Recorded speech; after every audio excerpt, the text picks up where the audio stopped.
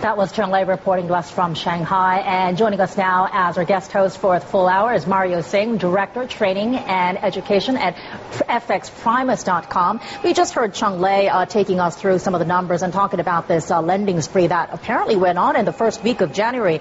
Reports suggesting that Chinese banks lent out, $76 billion worth of renminbi, and 'tis the surprise rate hike. But if you actually take a look at some of the numbers, every 50 basis point rate hike by the PBOC mops up liquidity worth plus minus about $50 billion US dollars, about 300 billion renminbi. Is that enough, given how much China has in terms of forex reserves, given the amount of deposits sitting on banks lending?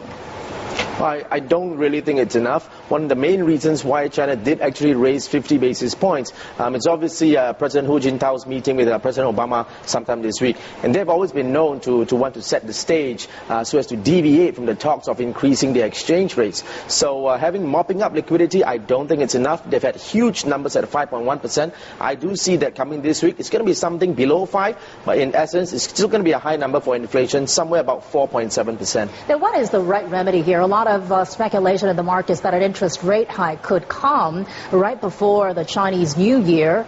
But the renminbi, I mean, it's been moving, but, you know, for Chinese standards, one might argue. Well, I absolutely wouldn't rule out a rate hike before Chinese New Year. That seems to be the stage.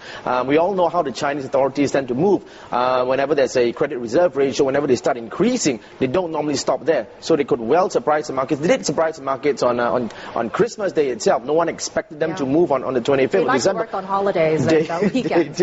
They do. So this could be setting the stage for what China might do in the next 1 month. In terms of the inflation figure that we're looking out for on Thursday, a lot of analysts pinning down a number somewhere around 4.6 or so. Certainly not as high as the 5+% we saw earlier last month. That said, inflation tends to peak around the festive times, and so this may not be the big thing that inflation could peak much later this year, even a few months down the road. I do agree with that, but with all the measures they've been taking up, they are really sapping up market sentiment now in the markets. So I do see that it would come in at probably about 4.7%. It will not be as high as the one that we saw in November when they reported 5.1%, which was literally the highest in 28 months. They have done a good job in terms of curbing market exuberance, but that's the way the Chinese move. I do see that definitely somewhere below 5. Mario, because they're using reserve requirements rather than interest, is that their preferred method, raising reserve requirements rather than interest rates? Does that mean interest rates will peak at a lower rate than the market assumes? Well, the reserve requirement is really, I wouldn't say it's something that's very significant. Obviously, what the whole world is looking at, all the traders are looking at, is definitely in terms of raising the exchange rate. But that's how they'll be leading up towards it, I would guess, in terms of putting the final punch, so to speak. Okay, Mario, good to have you on board today. Stick around, plenty more to come from you.